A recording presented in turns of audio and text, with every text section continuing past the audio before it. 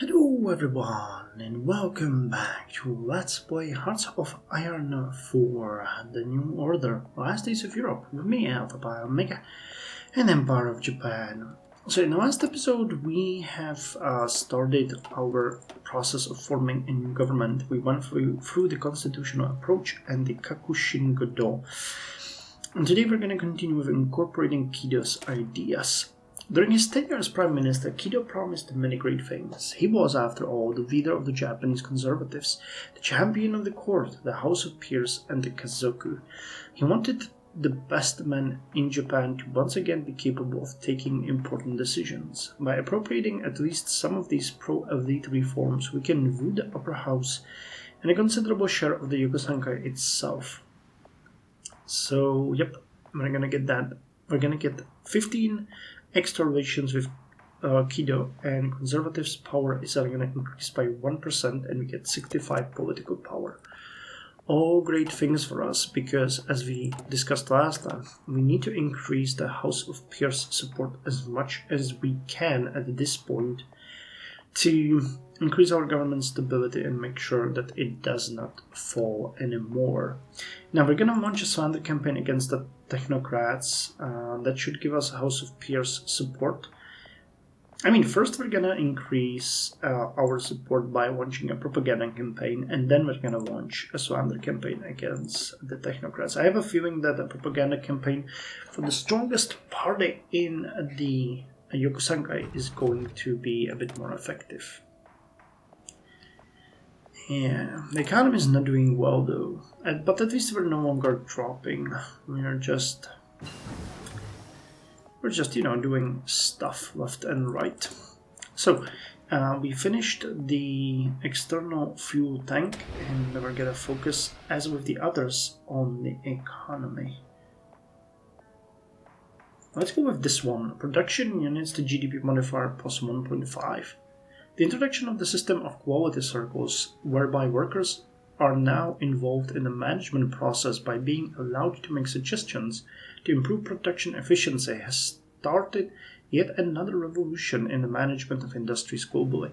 In some cases, designated leaders have been given the right to halt production entirely if they notice a flaw occurring. While this has tremendously increased build and output quality, it has concentrated a huge amount of power in the hands of the workers, something the field appears to be concerned about. Well, quality is important.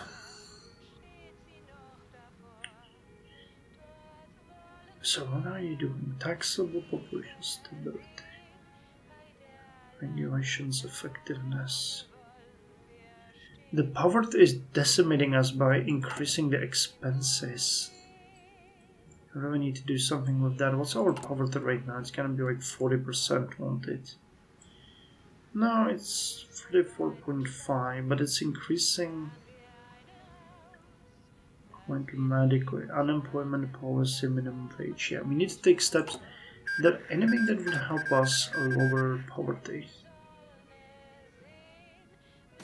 Poverty rate will begin to increase. The end of South African War. And minimum wage reform. This one would help. GDP growth, inflation, minimum wage policy effectiveness, and poverty rate. So we might want to take the minimum wage reform afterwards. Okay, so we get some extra units here. The end of the South African War. So what happened?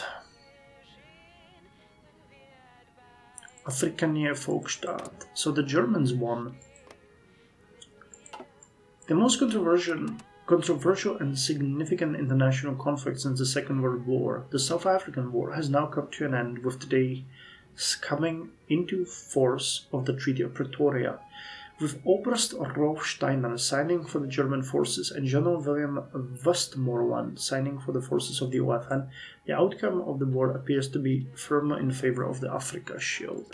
Yep, that's what I thought. Bawin Tabak Blades? No, wait, that's us. Why am I...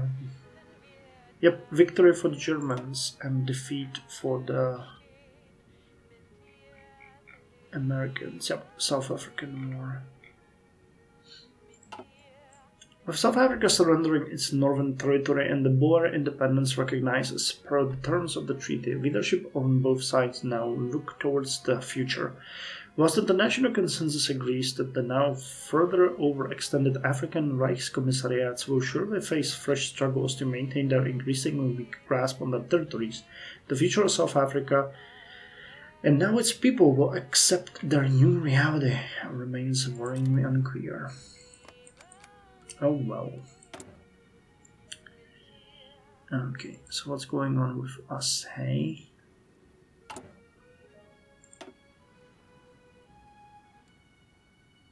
Okay, we need just a couple more days and we'll launch the propaganda campaign. Actually, we'll launch the slander campaign at the same time. Interesting, not what I expected. Okay, so we now have 113. Yep, but government stability is dropping, so we need this improved.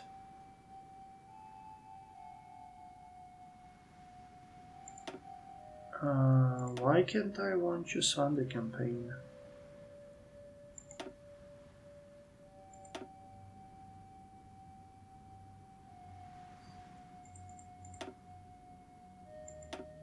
Okay, so let's launch a propaganda campaign that helped somewhat. We could use the public.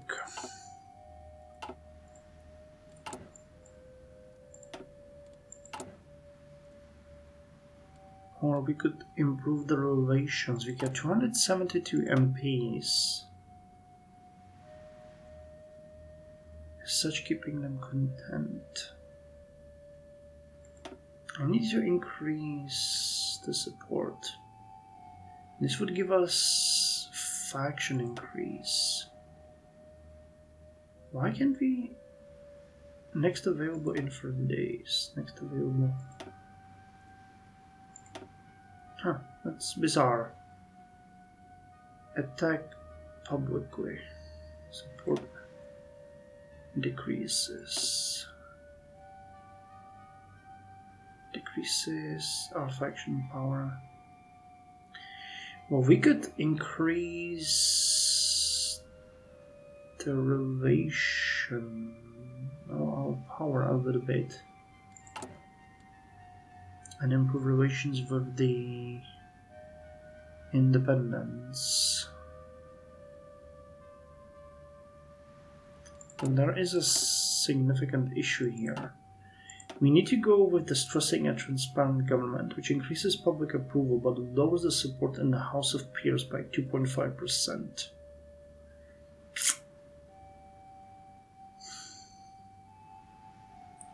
That's the issue. Okay, so in 30 days, in 21 days actually, we tank the support in the House of Peers by 2.5%, but we get public approval, so it would make sense at this point to use the public, because that increases our stability. Okay, government stability is 49%. We have nearly 200. Damn, we have nearly 200 people. Support was by 2.5. But if we get... Wait, we have 66... No, it's more... I thought it was like 400, but... The overall amount is... That's 111. 266... Okay. So it's about 400... Okay, 450 something. Gotcha, so we need more support. So in 21 days, we'll have enough political power to launch another propaganda campaign to increase our House of Peers support. Okay, gotcha. That's what we're gonna do. So, stressing a transparent government. Transparency is something all governments should, in theory, aspire to. It is one of the basic rules of representative government, whether the representatives act in the name of 1,000 oligarchs or 1 billion Chinese. Our new elected Prime Minister will take care to emphasize the principle of transparency as one of the fundamental guidelines of his government action in a televised speech. Hopefully, the interviewer won't be so tactless as to ask exactly what do we plan to do for the sake of the greater transparency. Well, we're gonna increase relations with all other factions, so at least that's that. Lozano inaugurated President of Mexico. The outcome of the 1964 Mexican presidential election unsurprisingly resulted in a victory for the ruling Institutional Revolutionary Party, who have dominated national politics for decades. And now Raúl Salinas Lozano sits in Palacio Nacional. A rare free trade advocate within his party, and the country's Secretary of Industry and Commerce is decried both by opposition and fellow PRI for betraying the revolution in practice.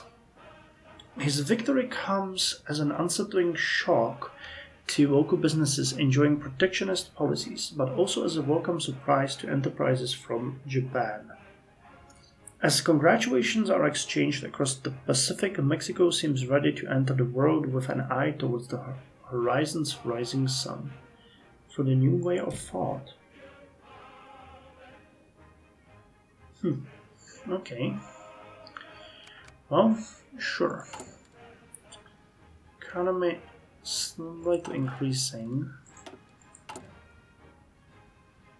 It would be great for us if we had some spare funds to start lowering the poverty.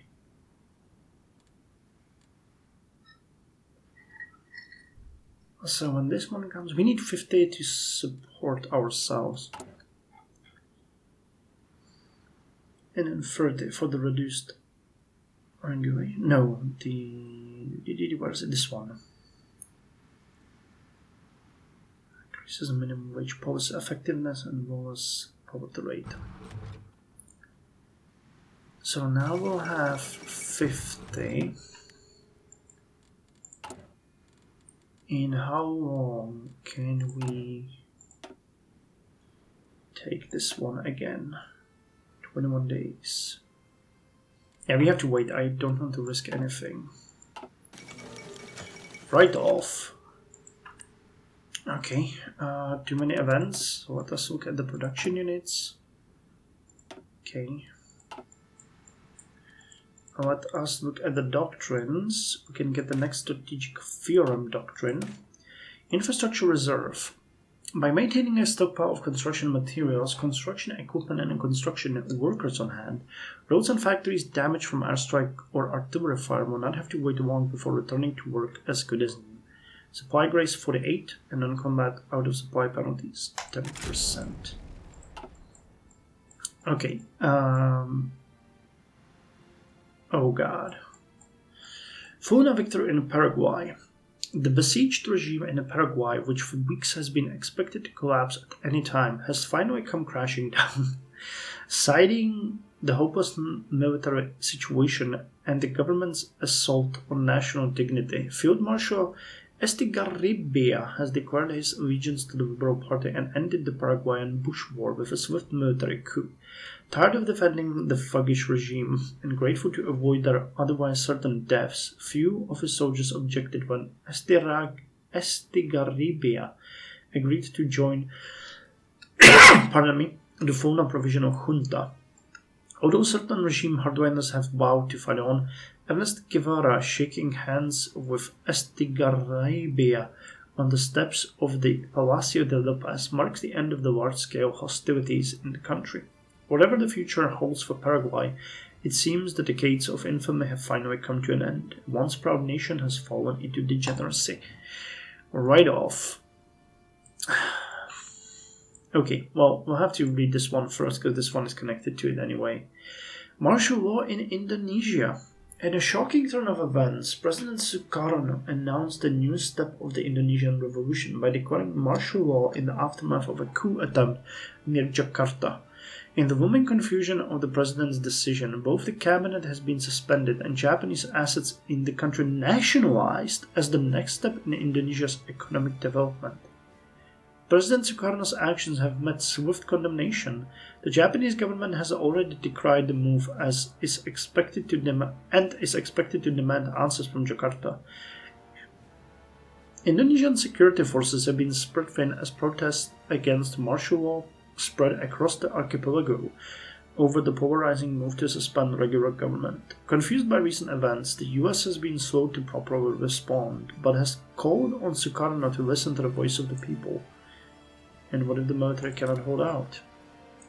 Right off, the Indonesians did what?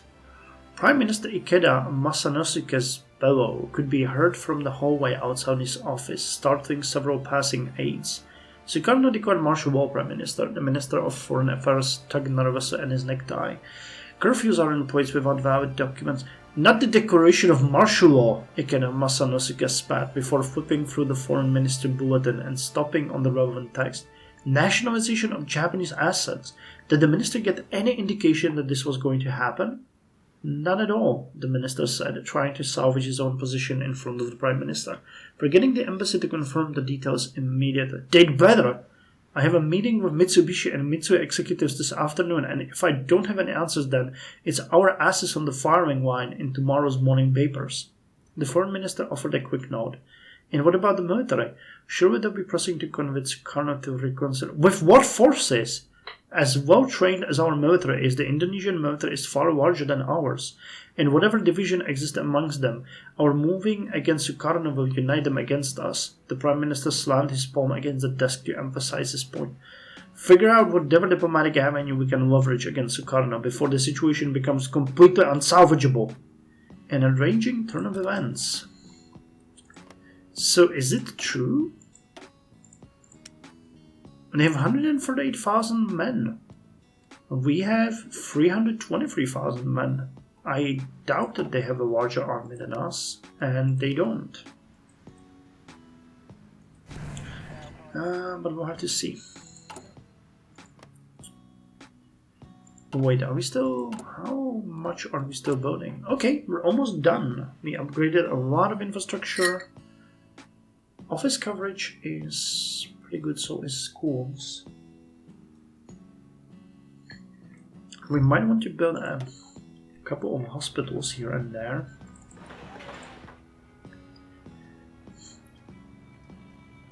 So let's build 2 here, 2 here, 2 here,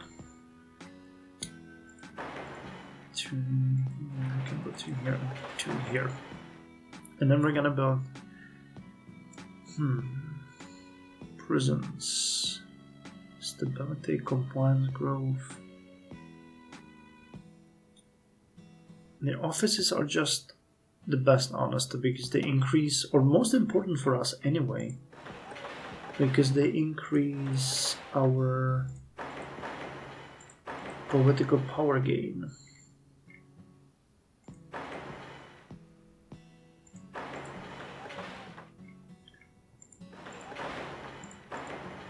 So let's build a couple as well. So we get a couple new, well, no, not couple, one single new construction unit. So okay, now we have 52 political power, but we can't really increase this, though we need to. We really need to do that next.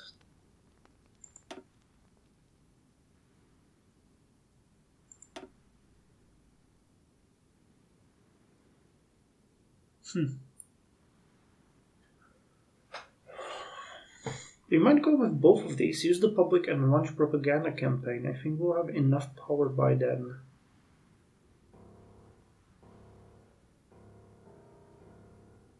There really isn't that much support we can get here, really. Increase reformists. But we'll see with the increase of 2.5% with every single... But, then again we get hit by... That's kind of interesting. You will increase relations, but you will lose support. That's kind of interesting. But yeah, we're gonna use the public to get more people ourselves, and we're gonna launch a propaganda campaign. The West Siberian People's Republic has conquered the Zlatoust Republic in the fate of Russia's struggle. Amur is still somehow holding. Shocking.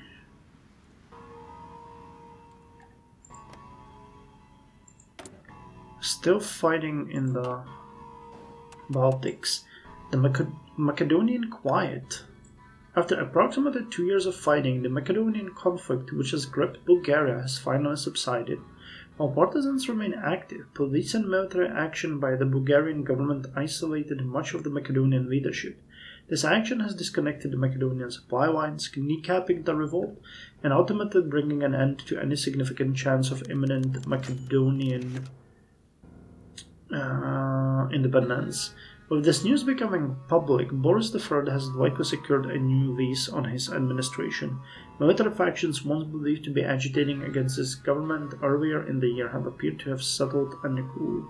The Balkans grow quieter.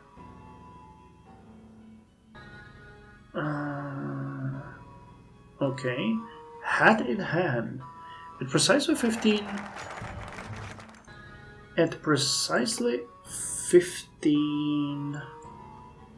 past the hour, Prime Minister Ikeda Masanosuke looked idly up from his papers to call his secretary. Tell the Indonesian ambassador that I'll see him now.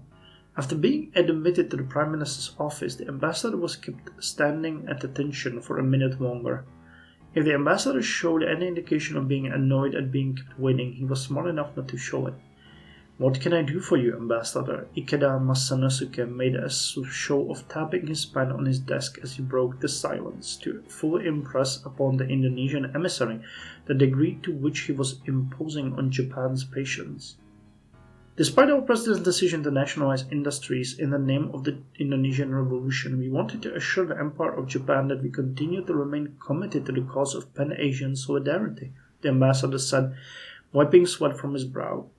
But if Indonesia is to serve as the southern bulwark against the imperialists in Australia, we must revisit our defense cooperation agreements, especially when our internal situation is so tense as to require martial law. Defense cooperation, shorthand for requesting Japanese military assistance without even the offer to reverse the nationalization.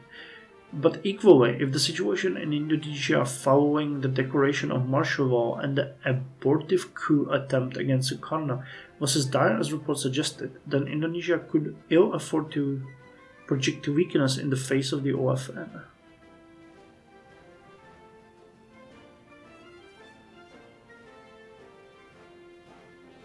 I'll see to it that your armed forces follow up with you. There's nothing to talk about, I'm afraid. Good day.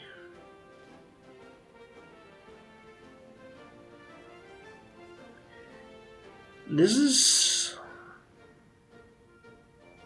No, screw them. There's nothing to talk about. They nationalized, they backstabbed us, and now they come pointing to us. If they come with an offer, we'll take them up on it. But not, not this way. Denouncing Ino's successes. Prime Minister, you have the floor. Ikeda reached for the dossier with his speech on it, but holds himself back at the last minute. He's been a deputy for 20 years. What's so different about this speech? Just hit the right buttons, he thought to himself. His time for thinking expired, however, as he approached the center of the diet floor. The room fell silent. All eyes were on him. A very good afternoon to the House of Representatives. The House of Peers has given me the special opportunity to give this speech on this auspicious day, which I thank them for deeply. Now, you may be wondering what the platform of this administration is and how different it will be from the Ino administration. A slight chuckle emerged from the stands as Ikeda lets out a cough to reassert the room's attention. Moving forth, I seek to guide my administration by these principles: integrity and moderation. Our nation is fundamentally great, and our position could never be more secure, but we have to always take note of the challenging tides of the world. Like my colleagues among Admiral Takagi's reformists, I do believe Japan constantly needs reform and advancement to keep our place in the sun. The reformists among the Diet let out a mild applause for a few seconds before silence engulfs the room again. But above all, I seek to run a clean and honest administration. Ino was a fool and was rightfully disgraced as one. Some of you are still loyal to Ino's path, and I would not chide you for that. But this administration shall be honest and purged from corruption. With that, I end my speech and cede my time back to the speaker. Silence echoed through the room, as many of Ino's loyalists let this new reality sink in, no matter whether Ikeda actually meant whatever he said. Like turning over a new leaf. So where are we right now? Yeah, government stability dropped. House of Peers dropped to 42%, but we have more public support now. How far are we from propaganda campaign? 9 days. Okay, and we can now go with the next one, which is reducing screening requirements. It just bombards us with lowering the support. Okay, finally here is 7.5% extra, but before that we'll have to weather another 5 hit. Going forward, we will need capable people in the right places, and the only way to get them there is to reduce the Diet's ability to screen and audit the government's employees at all levels. It won't be easy, but such a reform can easily be disguised as cost-cutting or bureaucratic simplification. Our administrative efficiency will increase. We get public approval plus 5%, but policy effectiveness of political parties and administrative funding decrease. Okay.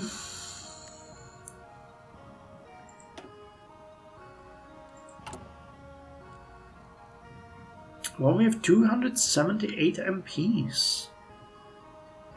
And we'll get a new card. Stability is best. Busted. Okay, we'll look at that one in a second. Wait, what will the effects be here? Oh god. Game, chill. So our power decreases by 7.5% because we have more than 40% power in the Diet. Stability is best, that is something the elders know. This year we will spared from the storm because we have lower than 55% support, okay? And public approval decreases by 5 because we have more than 35. Okay, with that said, I'm gonna go ahead and use the public to increase our power. So now we have 210, we have 47 government stability.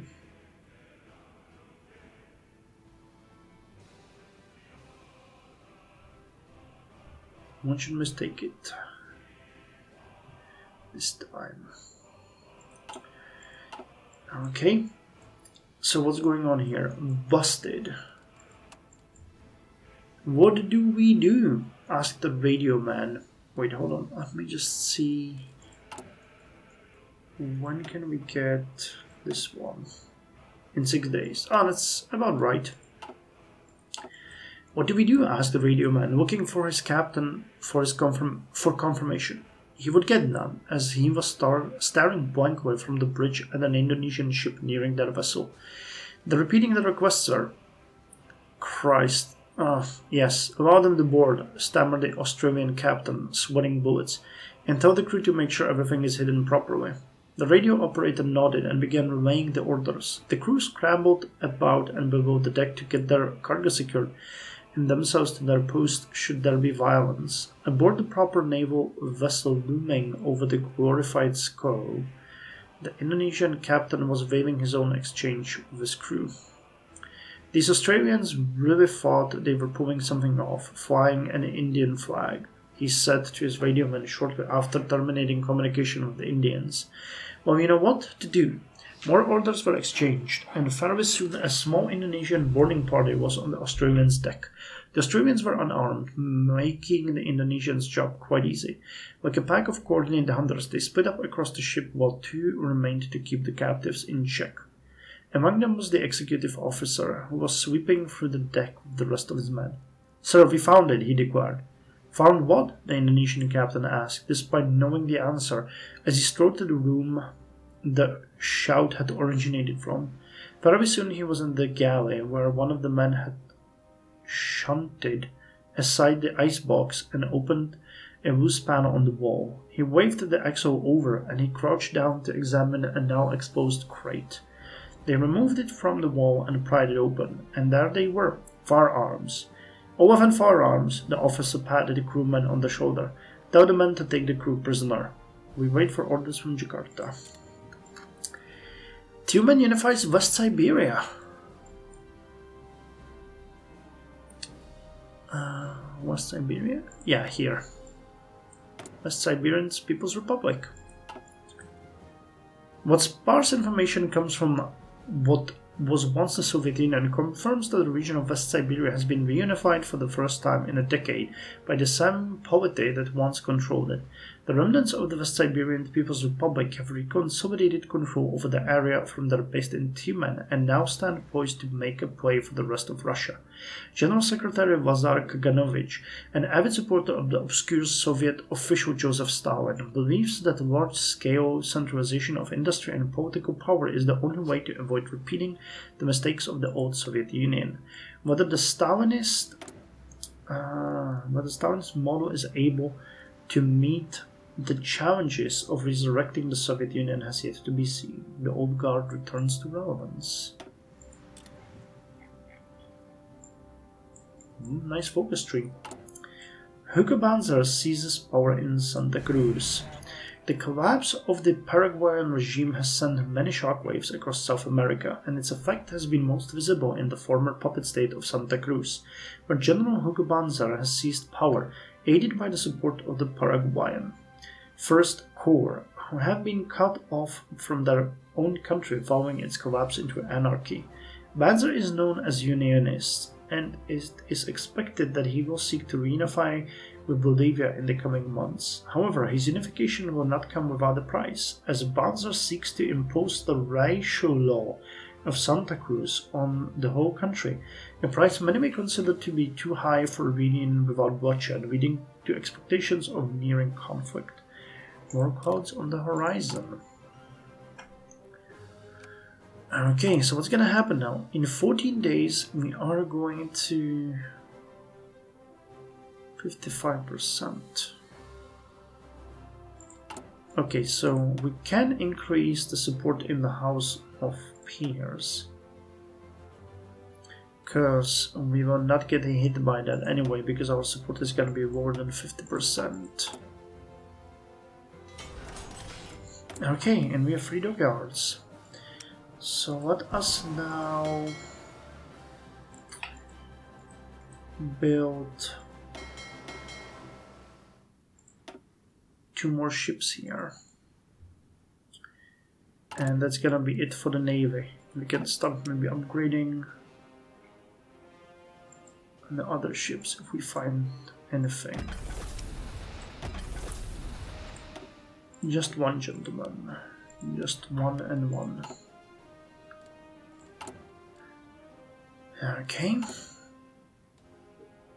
So, it's 29th of December. Oh, nice. We're gonna have another State of the Co-Prosperity Sphere report. Amazing. I hope you are looking forward to that as much as I am, to the awful, horrifying truths that it will reveal to us. Jesus Christ, it's gonna be a nightmare. Okay. There goes our support. Stability is 46, and a question of escalation. Well, we're gonna leave that for the next time. I'm gonna launch a propaganda campaign now. House of Peers 45%, governance stability 46. And okay, this one is gonna hit us again like a bag of rocks. But it increases the public approval, which is good. Here we're gonna lose a bit, but here we're gonna start gaining support and a lot of political power, which we can burn to increase the support even further. Yeah, and we even have these ones that will help reformists. Yep, there is a ton that we can do here. Okay, it should start getting better now. I think we weathered the worst. Anyway, thank you very much for joining me. I'll see you in the next episode where we are going to continue the story of a conservative Japan. Maybe we'll even be able to do something with the economy where the poverty rate is just... what? 44.71. Amazing. It got even worse.